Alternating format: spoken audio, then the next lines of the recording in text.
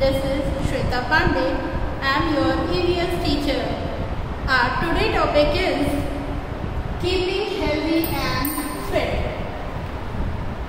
Do you know हम लोगों को स्वस्थ रहना, फिट रहना कितना इम्पोर्टेंट है हमारे लिए, हमारे शरीर के लिए. So our today's topic is keeping healthy and fit, chapter 14. Staying fit and healthy plays an important role in our life. हमारे लिए स्वस्थ रहना, फिट रहना ये कितना इम्पोर्टेंट है हमारी लाइफ के लिए, ये हम सब जानते हैं.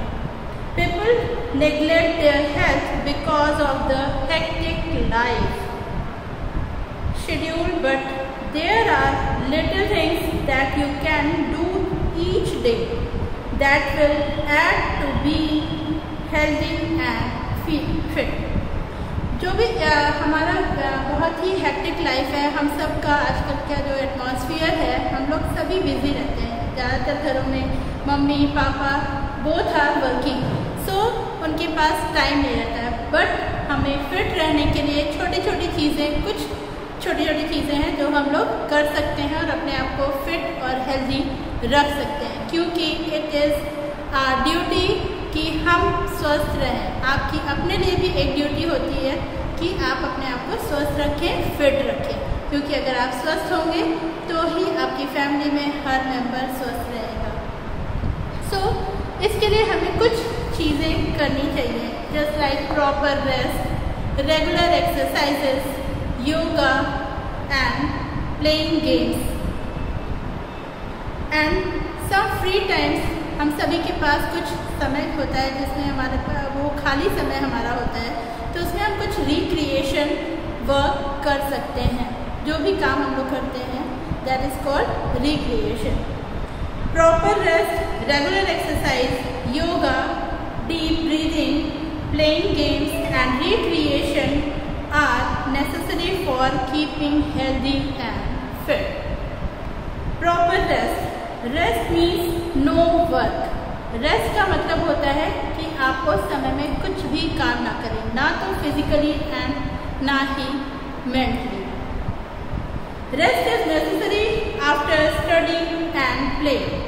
जब भी आप पढ़ाई करते हो या फिर गेम्स खेलते हो, उसके बाद प्रॉपर रेस्ट लेना बहुत ज़रूरी होता है, क्योंकि जब आप पढ़ाई करते हो कंटिन्यूसली, आप 3 आवर्स क्लास कर रहे हो आजकल के माहौल में, कोरोना पीरियड में, तो आप लोग क्या होता है 2 to 3 आवर्स आप लोग मोबाइल के सामने रहते हो, लैपटॉप के सामने रहते हो, तो आपकी आइज़ भी थक जाती है और उसके साथ साथ आपका माइंड भी थक जाता है. तो इस after the class you should take proper rest. Always remember you should take proper rest. आप लोगों को हमेशा क्लास के बाद, अपनी पढ़ाई के बाद और प्रॉपर रेस्ट लेना ज़रूरी है, जिससे कि आपका माइंड एंड आपकी आइज़ दोनों ही हेल्दी हों और फ्रेश रहें. Rest refreshes our body and mind also. जैसा कि अभी बताया मैंने कि रेस्ट करने से हमारा माइंड एंड बॉडी दोनों ही रिफ्रेश हो जाते हैं और आगे पढ़ाई करने की और कुछ काम करने की ऊर्जा शरीर में आ जाती है.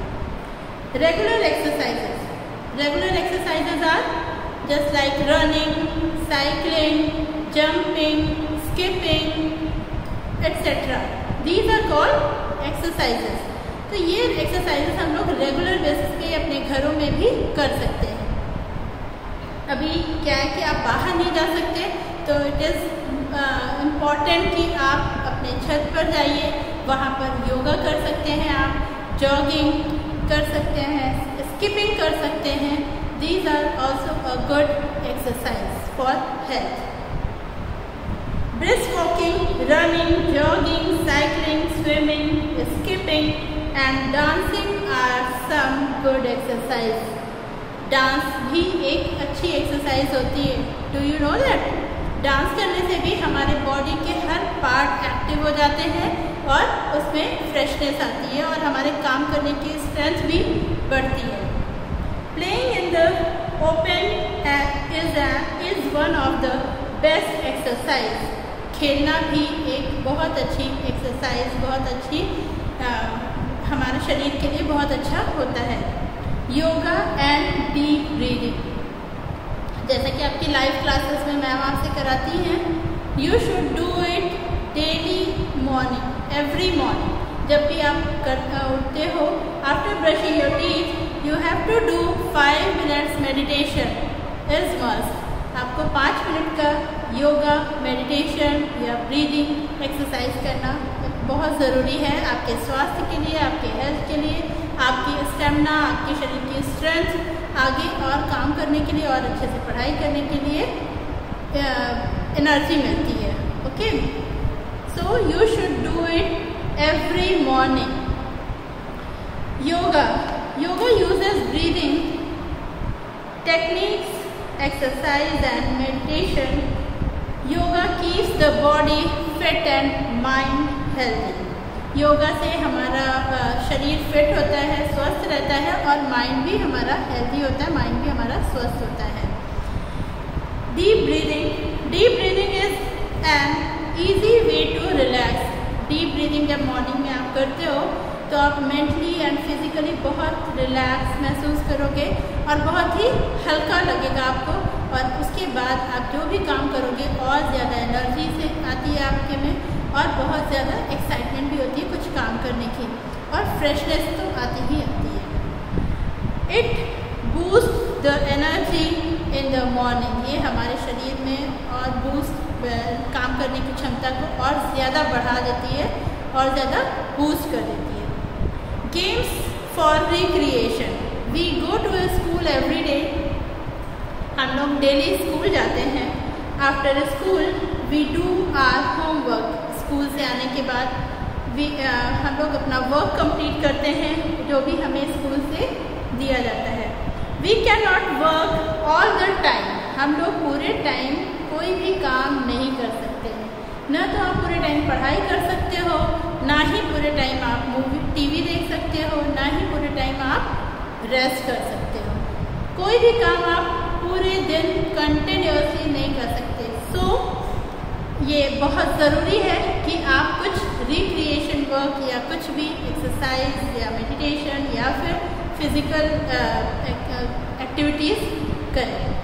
We need some free time to have fun and recreation. हम सभी को कुछ खाली समय की ज़रूरत होती है जिसमें कि हम लोग कुछ मस्ती कर सकें और कुछ रिक्रिएशन, जो भी हमारा खाली समय है उसमें हम लोग कुछ अच्छा कर सकते हैं। ब्रेन बूस्टर गेम्स खेल सकते हैं या फिर कोई और अदर एक्टिविटीज़ भी कर सकते हैं। We play different games to have fun. Games keep us physically fit and mentally fresh. हम लोग ज़्यादातर गेम्स खेल सकते हैं जिससे कि हमारा शरीर तो स्वस्थ होता ही है, साथ ही साथ हमारा मस्तिष्क, हमारा ब्रेन भी फ्रेश हो जाता है और वो भी स्वस्थ होता है। We can play both indoor and outdoor games. Do you know what is the indoor games? Indoor games are ludo, chess, carrom, snake and ladders, etc. These are called indoor games, and outdoor games are just like cricket, football, badminton, etc. These games we play inside the house are called indoor games. The games we play outside the house are called outdoor games.